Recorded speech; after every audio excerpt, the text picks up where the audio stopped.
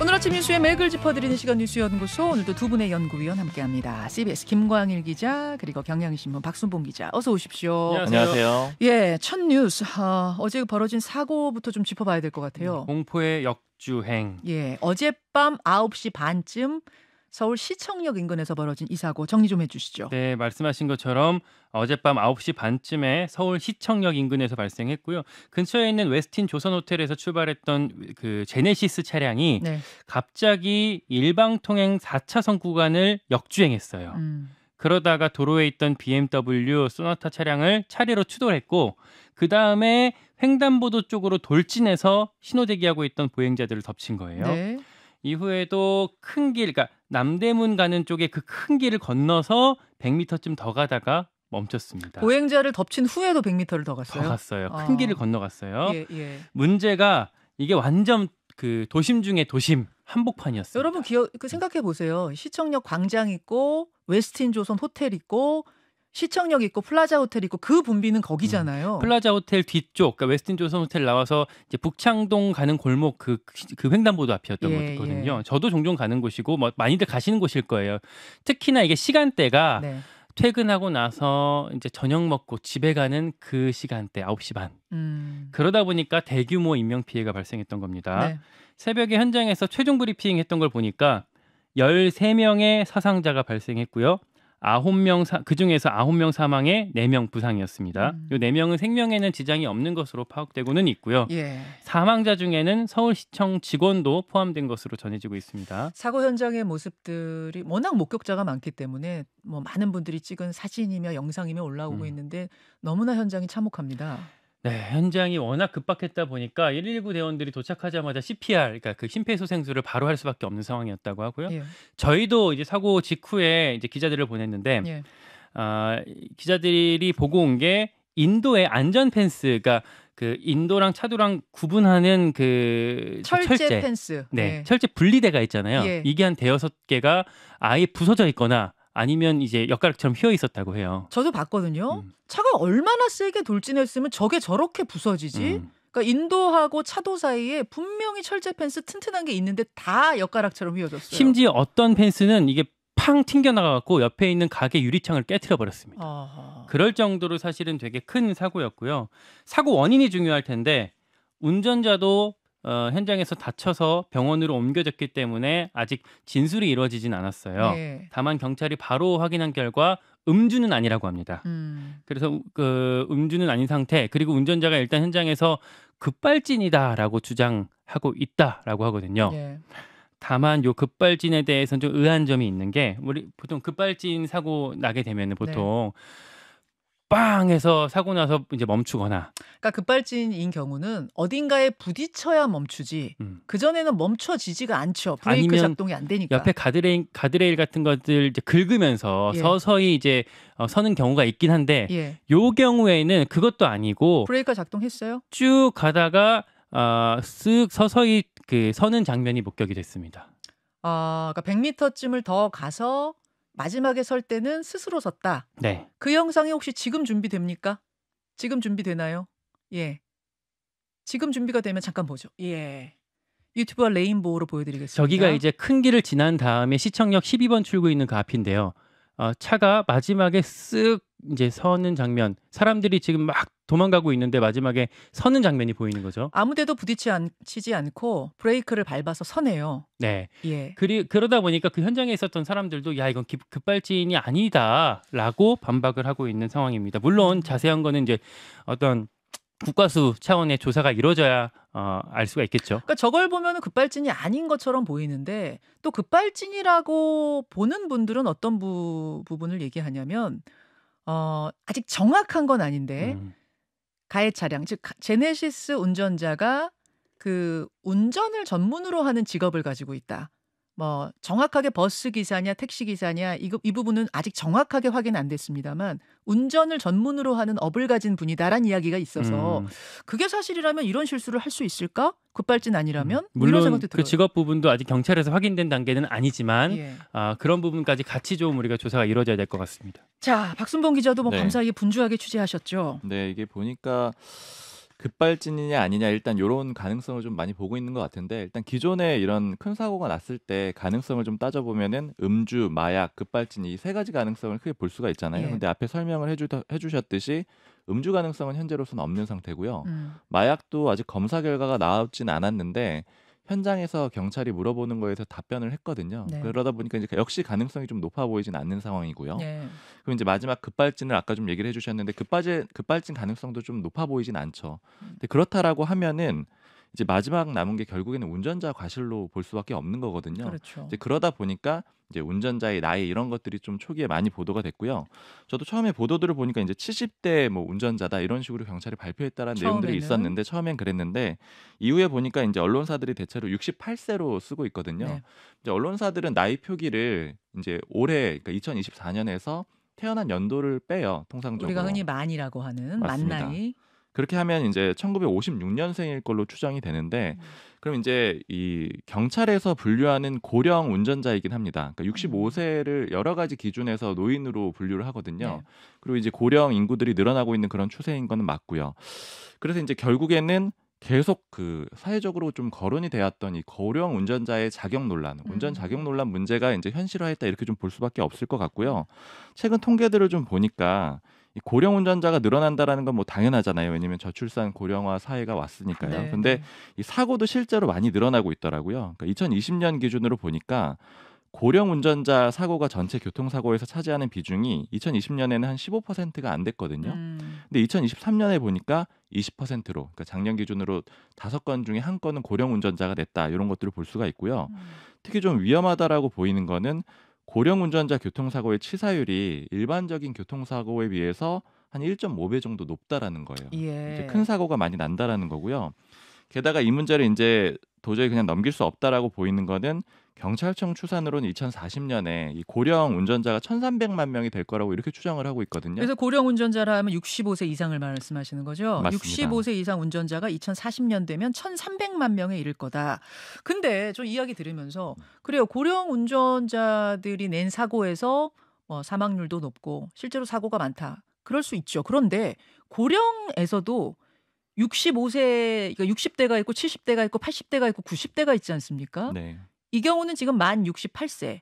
68세에 게다가 운전을 업으로 하는 분이라면 이분이 고령이기 때문에 사고를 냈다라고 얘기하기는 좀 어렵지 않아요? 맞아요. 그래서 이제 딜레마적인 문제인 건데 결국 이제 세부적으로 어떤 사람들은 자격이 있고 어떤 사람들은 자격이 없는지 이런 것들을 좀 걸러낼 수 있는. 왜냐하면 이제 단순히 나이로 일괄해서 하기에는 너무 여건이 맞지가 않거든요. 그럼요. 그리고 이제 운전할 수 있는 자유를 좀 침해해야 되는 그런 문제도 있기 때문에 네. 결국 사회적 합의가 필요한데 이런 부분들은 좀 세세하게 할 수 있는 대책이 필요하고요. 근데 문제는 현재 별로 실효적인 대책이 없다라는 거예요. 일단 지금 현재 거의 유일한 대책은 자진 면허 반납 제도가 있거든요. 그러니까 본인이 생각했을 때 나는 자꾸 뭐가 잘 안 보이고 좀 둔해지는 것 같아 하면 자진 반납한다. 맞아요. 근데 이게 한 2% 정도밖에 안 되고요, 매년. 그리고 실제로 좀 그럴 수밖에 없다라는 생각이 드는 게 이걸 하면 어떤 인센티브를 주냐면 현금성으로 한 10만 원에서 30만 원 정도를 줍니다. 자진 반납하면요? 네. 근데 이 돈을 가지고는 크게 원래 차를 갖고 있었던 운전자라고 하면 그 그렇죠. 불편함을 이겨내면서 반납을 할 가능성이 별로 높지 않다라는 게 한 가지 문제가 있고요. 그다음에 운전면허 적성 검사가 있기는 한데 이게 이제 65세 미만은 다 일괄적으로 10년에 한 번씩 합니다. 네. 그리고 이제 65세부터 75세 사이에는 5년마다 한 번, 그다음에 75세 이상은 3년마다 한 번 하는데 예. 문제는 이 적성 검사 받아보신 분들 이제 많이 있으실 텐데 아시겠지만 굉장히 형식적인 거예요. 일단 스스로 건강 상황 체크하고 그 다음에 이제 뭐 검사들이 있는데 그렇게 뭐 엄청나게 운전 능력을 점검할 수 있는 그런 내용들은 아니거든요. 그러다 보니까 이제 현재로서는 이렇다 할 대책이 없기 때문에 이제 현실화 문제이기 때문에 정부에서 대책 마련을 빨리 해야 되는 그런 문제인 것 같아요. 예, 지금 박순봉 기자 고령 운전 문제에 대해서 좀 집중적으로 다뤄주셨는데 다만 어제 발생한 사고가 고령 운전의 문제인지 급발진 문제인지 기타 다른 문제인지는 아직 밝혀진 게 없다는 것은 다시 한번 말씀드리고 오늘 2부에서 전문가와 연결해서 어제 그 사고는 집중적으로 다시 다뤄보겠습니다. 일단 다음 이슈로 가죠.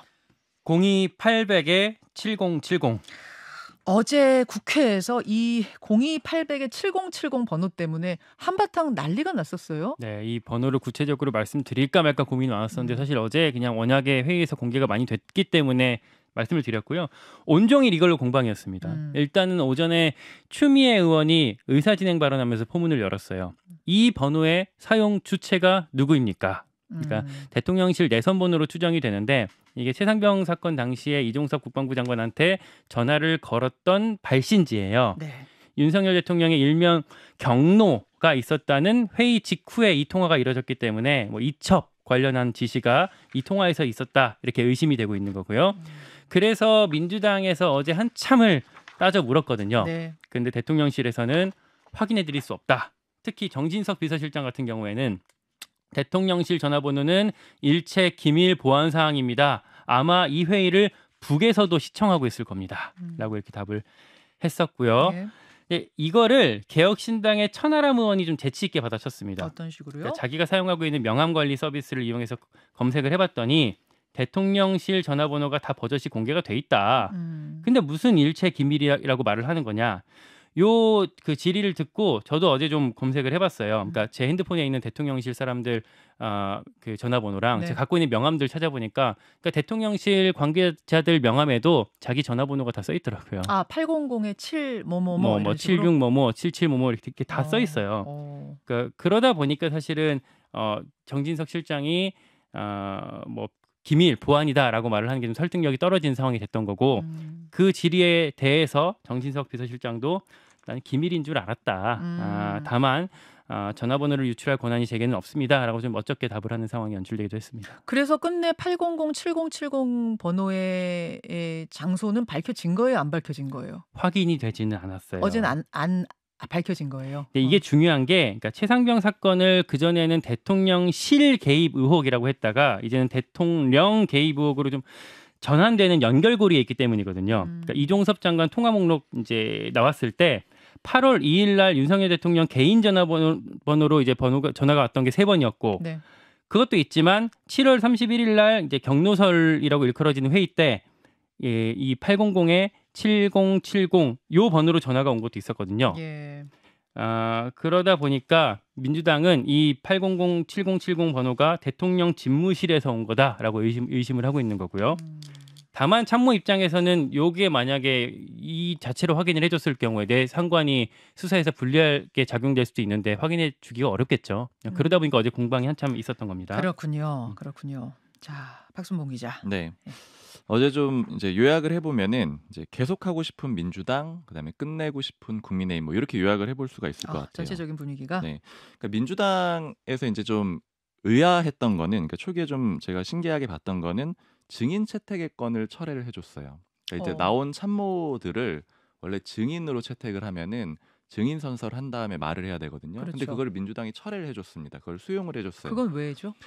요런 것들이 아마도 회의를 좀 그냥 진행을 시키고자 하는 그런 의도가 좀 강했던 걸로 보여요. 그걸로 실랑이 하다가 지연되는 것보다는 그렇죠. 소위 이제 그 문제를 가지고 국민의힘에서 민주당에서 보는 시각은 국민의힘이 소위 말하는 파행각을 잡았다. 왜냐하면 이제 그걸 문제 제기해가지고 거칠게 싸운 다음에 결국 이제 회의를 파행시키는 그런 그림으로 가지 않을까라고 추정을 했을 걸로 보이고 그러다 보니까 이제 증인 선서 안 하게 되면 참모들이 발언하기가 조금 수월해지거든요. 그래서 이제 그런 것들 열어준 거 한 가지하고 네. 그다음에 이제 여야가 많이 부딪히긴 했는데 전체적으로 흐름을 보면은 물론 이제 인상 비평일 수 있지만 박찬대 원내대표 같은 경우에 민주당 원내대표 같은 경우에 뭐 배현진 의원한테 입 닫으라 이런 표현을 가끔 쓰긴 했지만 대체적으로 보면 막 강하게 부딪혀가지고 더 이제 그 승강시키는 그런 효과를 내지는 않았거든요. 그러니까 계속해서 회의를 진행시키려고 했다. 이런 점에 좀 초점이 있고 반면에 국민의힘 같은 경우에는 뭐 민주당의 아버지 아니면 이제 소위 뭐 삿대질 이런 것들도 섞어가면서 거칠게 반응을 하면서 좀 끝내려고 하는 그런 분위기가 있었다라고 볼 수가 있는 거고요. 그럼 민주당은 왜 그렇게 회의 자체를 계속 이어가려고 했었느냐? 아까 김강일 기자가 얘기를 해줬지만 어떤 결정적인 제보나 이런 것들이 있지는 않았어요. 그러니까 뭐 그 번호가 누구 거다 이런 걸 알고 물어보고 거짓말하면 공격하고 이런 그림이 가장 이제 크게 그 공격을 성공시키는 그런 그림인데 그런 것들은 없었거든요.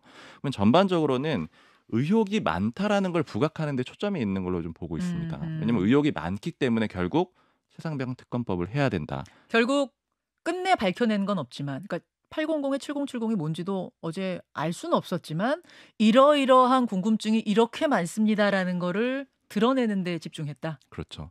그래서 이제 이 흐름 자체를 국민의힘에서 보는 좀 흥미로운 시각을 하나 전해드리면은 이 최상병 특검법을 가지고 종국적으로는 윤석열 대통령 탄핵까지 이어가려고 하는 게 아니냐 이런 게 좀 국민의힘의 시각이에요. 그러니까 어떻게 그게 가능하냐면은 일단 첫 번째로는 최상병 특검법을 통해야만 그 법률적 위반을 확인을 할 수가 있는 거잖아요. 탄핵이라는 건 법률적으로 위반 사항이 있어야지만 탄핵이 되는 거, 성립되는 거죠. 그렇죠. 이게 한 가지가 있고 그다음에 또 하나 볼 수 있는 게 앞으로 한동훈 특검법을 민주당에서 추진할 가능성이 좀 높잖아요. 그럼 한동훈 특검법을 던지게 되면 국민의힘이 딜레마적 상황에 빠지게 됩니다. 1차적인 딜레마는 뭐냐면 민주당 주도로 통과를 시키게 되면 이제 대통령에게 넘어가잖아요. 그렇죠. 그럼 1차적으로 이거를 제2요구권을 쓸 거냐 말 거냐 이 문제가 일단 첫 번째가 되고요.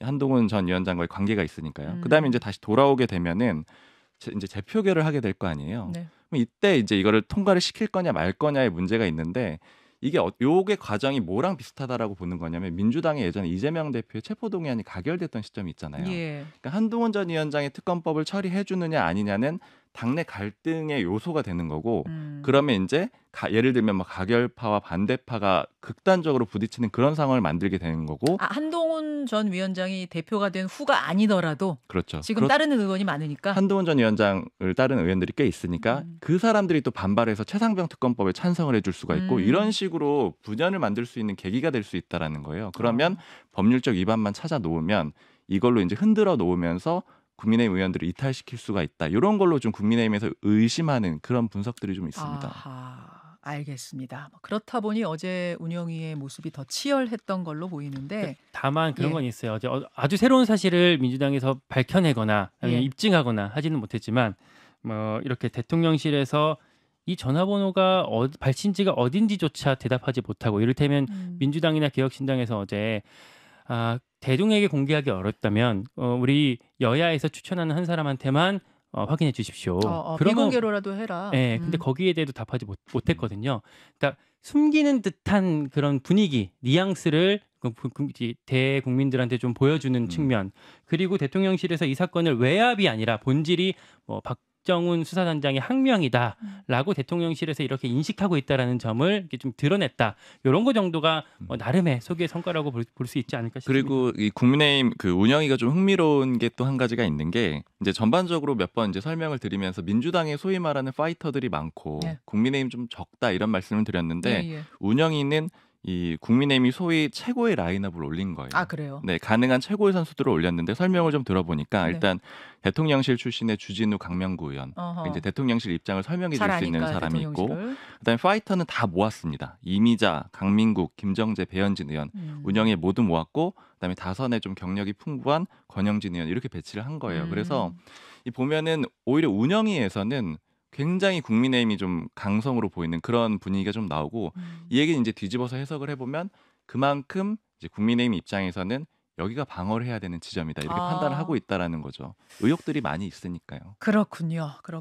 지금 이제 어제 상황들에 대해서 포인트를 콕콕 짚어서 얘기해 주셨는데 어제 운영위 현장에 있었던 의원 한 명은 잠시 후 인터뷰해 보겠습니다. 천하람 개혁신당 원내대표 잠시 후 인터뷰로 좀 더 풀어보기로 하고 다음으로 가죠. 정무장관 신설. 정무장관직이 다시 만들어져요? 네, 대통령실에서 정무장관직을 신설한다 이런 보도가 있었는데 일단 정진석 비서실장이 운영위에서 확인을 했습니다. 정무장관직 신설로 국회와의 실효적이고 실질적인 소통을 강화해 나가겠습니다라고 답을 했습니다. 결국에는 지금 말씀드린 것처럼 이 소통 부재를 해결하기 위한 차원에서 논의하고 있다라고 볼 수가 있을 것 같아요. 어제 배현진 국민의힘 의원이 질의했을 때도 이렇게 얘기를 하더라고요. 대통령실에 상세히 상냥하게 소통하는 큐레이터 역할이 부족했습니다라고 배현진 의원이 지적했는데 여기에 대해서 정진석 그 비서실장도 맞아요. 15년 전 같은 경우에는 당시에 청와대 정무수석이 저였고 그때 주호영 특임 장관이 있었어요. 그러니까 정무장관이 있었어요. 그때는 국회랑 소통이 되게 원활했습니다라고 답을 하면서 정무장관이 좀 필요하다라는 식으로 역설을 했는데 정무장관이라는 게 사실은 박정희 대통령 시절, 그러니까 1970년에 무임소 장관이라는 이름으로 처음 도입됐었거든요. 이게 무임소라는 게 부처의 장을 맡지는 않지만 국무위원으로서 활동하는 거거든요. 이게 쭉 가다가 DJ 정부에서 폐지됐고 그러다가 MB 정부 때 잠깐 부활해서 당시 이제 주호영 특임 장관이 정무장관 역할을 했었습니다. 그러다 폐지가 됐었고 문재인 정부 때 주호영 당시 미래통합당 원내대표가 이거 정무장관 다시 만드십시다라고 제안을 했지만 받아들여지지는 않았었고 네. 그러다가 이제 다시 신설이 되는 겁니다.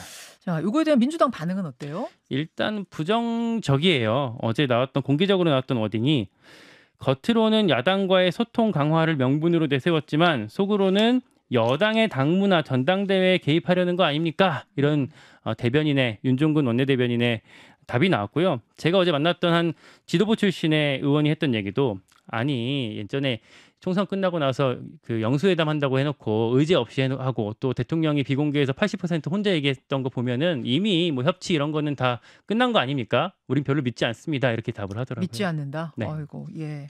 박순봉 기자. 네. 정무장관직이 신설되는가 하면은 인구전략기획부라는 것도 신설된다고 발표가 났죠? 네. 지금 이제 그 저출생 요 문제를 총괄적으로 대응할 수 있는 부를 만들겠다라는 거고요. 특히 이제 대통령실에서는 이 부를 통해 가지고 정책적인 역량을 보여주겠다 이런 좀 야심이 있는, 그러니까 가장 중점을 두고 있는 그런 부라고 볼 수가 있고요.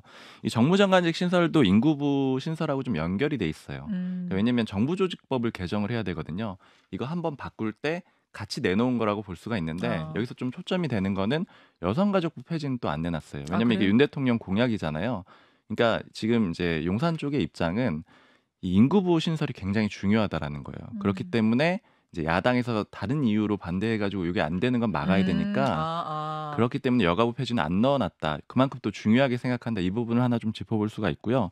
이 정무장관에 대해서는 어제 뭐 이제 최근에 뭐 국민의힘 의원이랑 좀 얘기를 해봤는데 비판적인 의견이 내부에도 좀 있습니다. 이제 가장 대표적인 거는 MB 정부 때처럼 좀 보일 수 있는 것 같다. 이런 우려를 해요. 이게 왜냐하면 최근에 자원외교 같은 거 조금 윤석열 정부에서 나오고 있고.